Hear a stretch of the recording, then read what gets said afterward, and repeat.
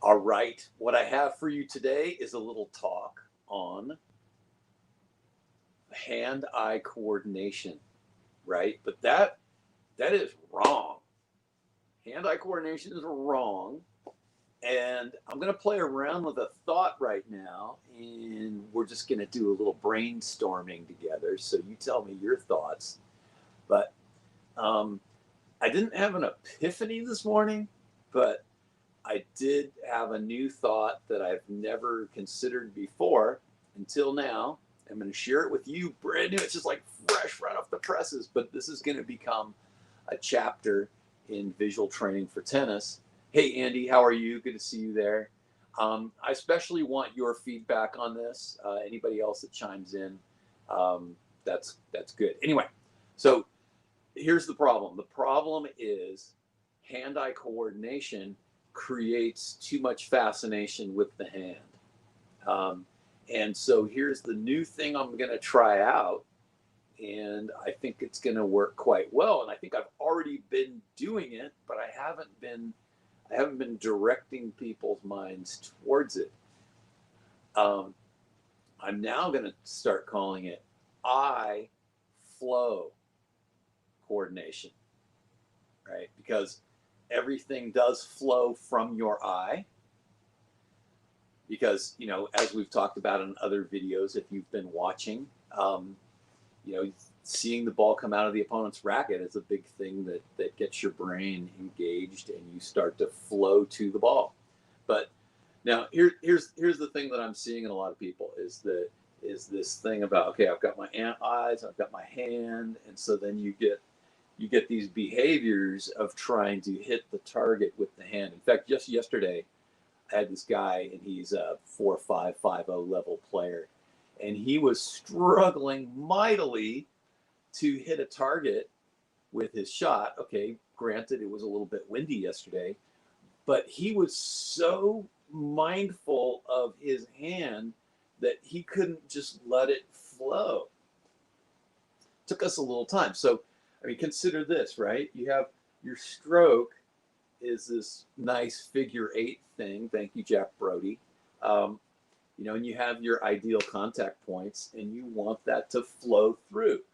Another thing that I teach when I'm teaching the serve is it's okay. Go look at the place that blur of your racket flows through, and then we want to place the toss into the middle of that. So it's eye flow coordination, because what you want to do is you want to set yourself up so that that flow of your shot is lined up with the ball. What do you get instead? Instead, if you think hand-eye coordination, then you have people focused on their hand when really the flow is 20 inches from their hand, right? The sweet spot is not 27 inches away. On a serve, maybe you want to hit the ball 25 inches away at the very tip. I digress. So, Andy, tell me your thoughts. I know you're there. Um, so I'm not going to, in fact, I don't really talk about hand-eye coordination, except that I think what I will do um, is dispel the notion with my newer players that I'm meeting for the first time. Okay, so I might say, hey, if you're thinking that you don't have good hand-eye coordination, it's okay, because we don't want to focus on your hand.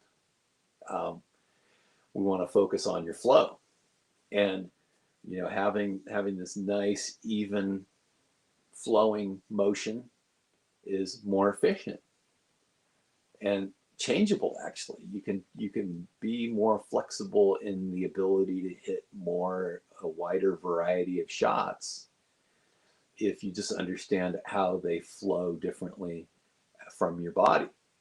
um, so then what happens is then you can really work on your core rotation to enhance the flow on your shots. Anyway, I think that's all I've got right now. This is a short one, but I'm moving away from thinking about it as hand eye coordination, and instead I'm going eye flow coordination. Um, so I'm going to read Andy's comment here. I go heavy into hand-eye on orange ball more at the beginning of sessions. Obviously, we do bits in red.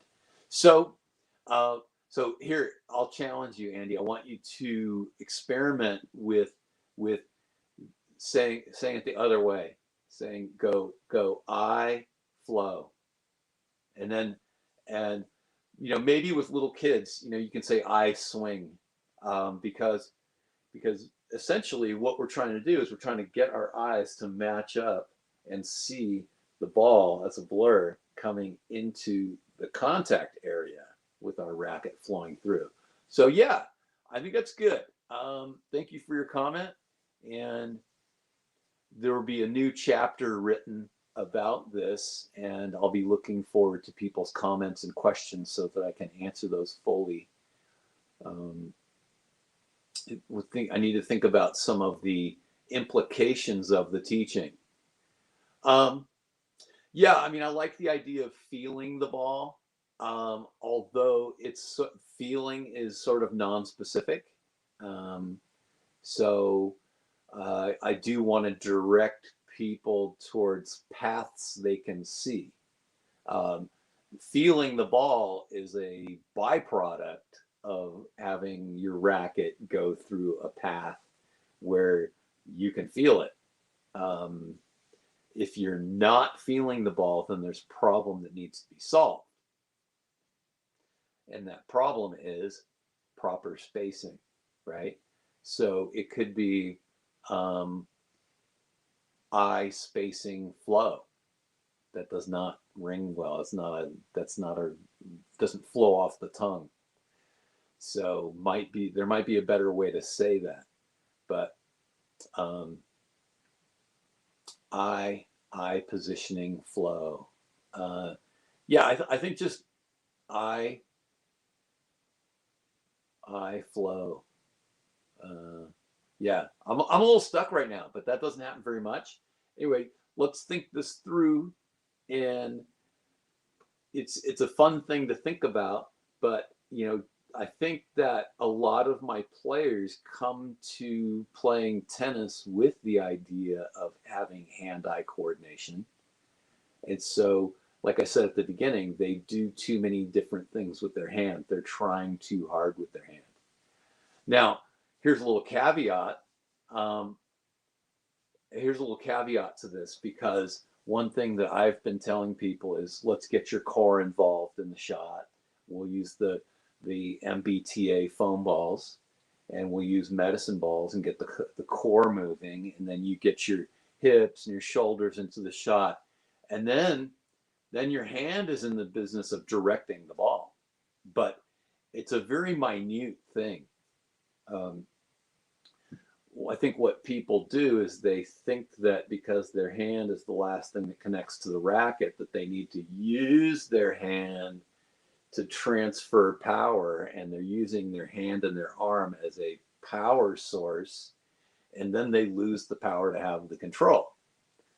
But if we come from the eyes and we move to a place where we can engage our core and get the big muscles going, then the hand's primary role is to direct the racket face in the direction that we want to, in order to hit the ball to the place that we want.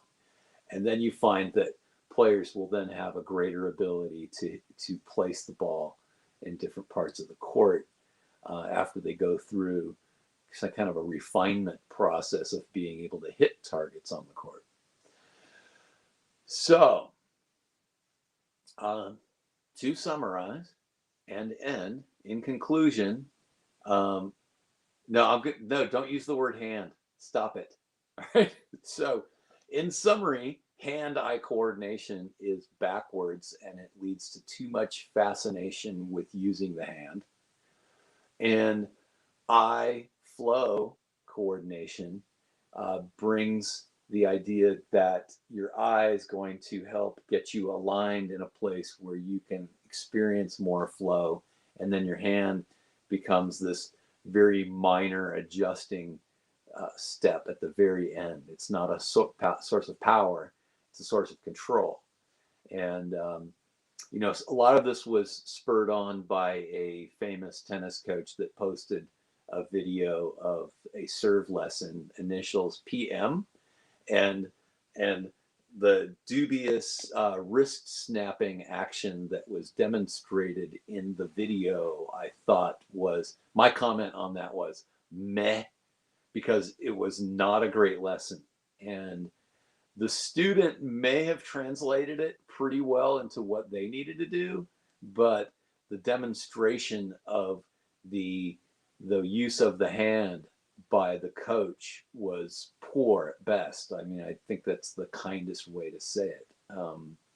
And the performance of the player was not great and ideal. So this is not the kind of thing that I would want to put out, unless it came with the caveat that this is not a perfect lesson, because I sometimes do put out things that are not perfect lessons because I just want people to see the major point, the big gross thing, the gross motor, and not nitpick for too many little things or even some fundamentals. So I do that. Anyway, I'm on a big digression there, but you know, redirect towards eye flow coordination and give that a shot in your lessons. I'm going to do it today. I think it's going to work really well, and I will report back tomorrow.